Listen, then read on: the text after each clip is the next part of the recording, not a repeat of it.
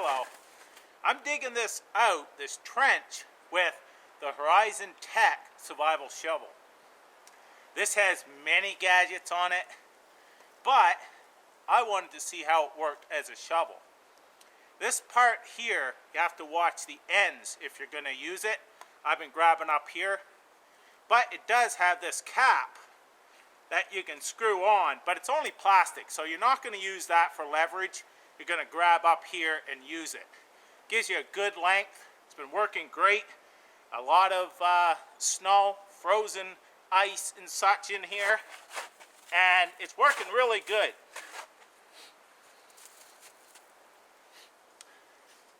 Going to finish digging this out, and then we're going to clear some branches to lay in this trench. I also, as you've seen, been taking off layers. Great survival tip. Always stay at a comfortable cold so you don't sweat.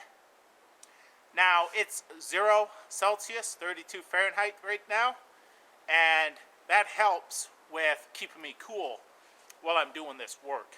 This has taken no time to do this actually with this shovel. Different snow types. If you have fluffy snow, it's going to be harder. If you have nice snow that you can cut in blocks, it's going to be quicker, and so on. I've got this cleaned out pretty well now. It's time for a test to see my length and such. I'm only going to lay down for a second and brush myself off so I don't get wet. But I have to have a couple feet longer at my foot area just for the doorway. So I'm going to lay down real quick. There's about 1.5 2 feet right there. Yeah, if I clean this off, that should be good. Now I also have to lay a layer of brush and boughs in here to get me up off of this cold ground. And I want it at least 6 inches, if not 12 inches higher than my door, because the doorway, cold air will settle in the door area, and as you know, if you're up higher, you're going to get more of the warm air. Now this here is a chopper, so I should have no problem delimbing some of these limbs off of this tree. Now, this is a light chopper, and from past experience, when you use something like this, normally you don't leave it the full length when you're chopping, because it's only a light chopper. So I'm going to grip it like that and use it like that, more like a hatchet style than an axe. Now one thing, it is slippery, especially out here in the cold and when it's wet, but if I take my glove off, I have a lot better grip on it. See how this works. Well, gotta watch it, gotta hit it straight on. Otherwise it can loosen up like you just seen.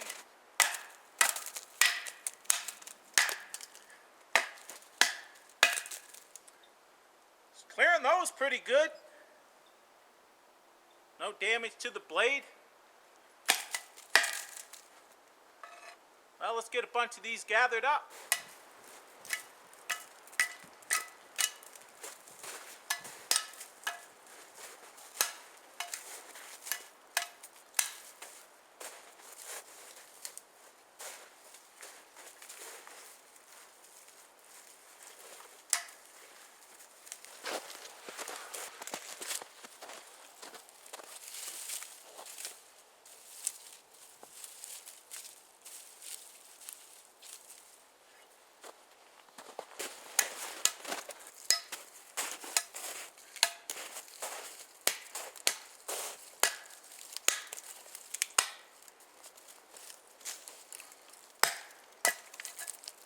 So as you see, we've got a couple inches of dead limbs down here first. That still gets me up off the ground a couple inches.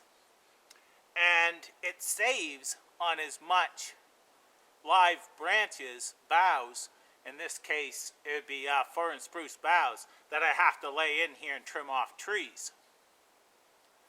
Now, in a survival situation, being selective, do so if you can. But out here, I'm going to be very selective since this is not a survival situation. I'll try and find a tree that is down and take the limbs off of that and then throw that in here. Before I go any further, I'm going to see how good of a chopper this is. Feels fairly sharp, so let's give it a try and actually see. It delimbs very nice because of the weight behind it and the sharpness. Very nice for delimbing. But let's see what it's like for a chopper.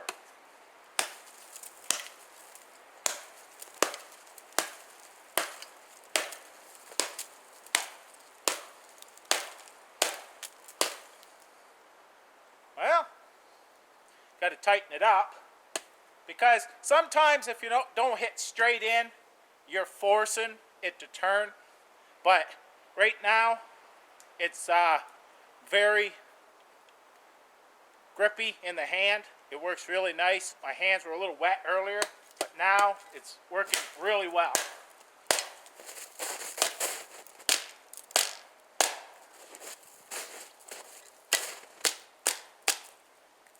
That there is kind of in the way. I've got to work around.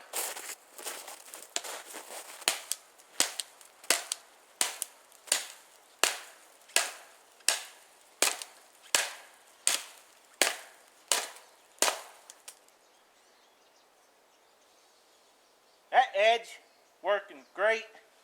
It's holding up well. It did pretty good for chopping as well.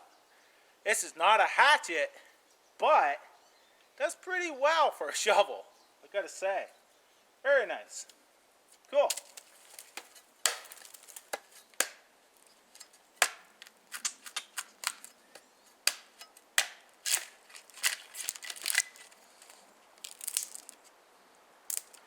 Just for giggles.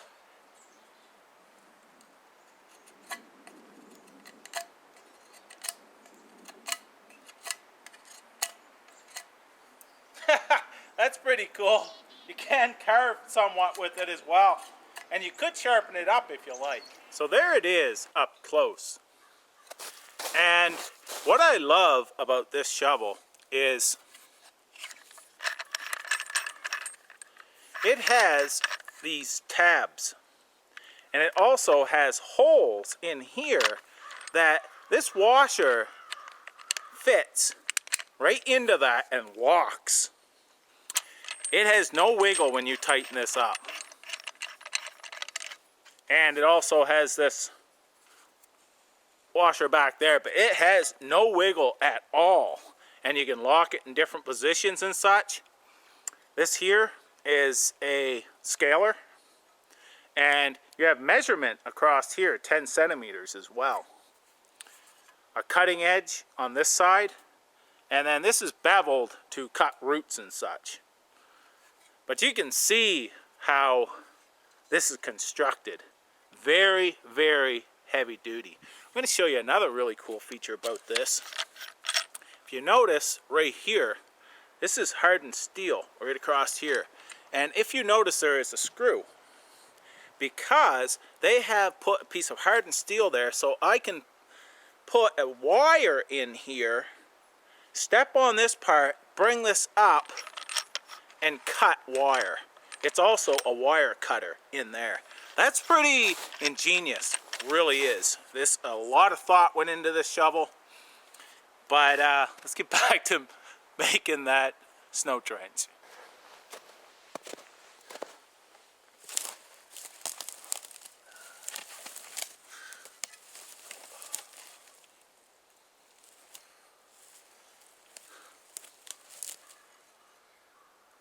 This here, I just need a little bit more and it would be finished.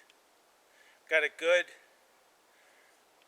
4 to 5 inches right now in most places compressed once I lay on it. So just a little bit more and you'd be fine. Usually they say about 6 inches of compressed, so you're going to want a foot, and then when you lay on it, it's going to compress. But this here is pretty decent. And now, some of these snow trenches are just like this. Just enough to keep the wind off of you and blowing over top. But they also have ones that you build a roof over top and you lay a tarp, or you can lay brush and pile more snow on it. There's many different styles of snow trenches. Now this one here, it's up above me. I could build these up more, or I could put a roof on it. It is all determined on what I would need for the night. This shovel has been doing great, and I'm liking it.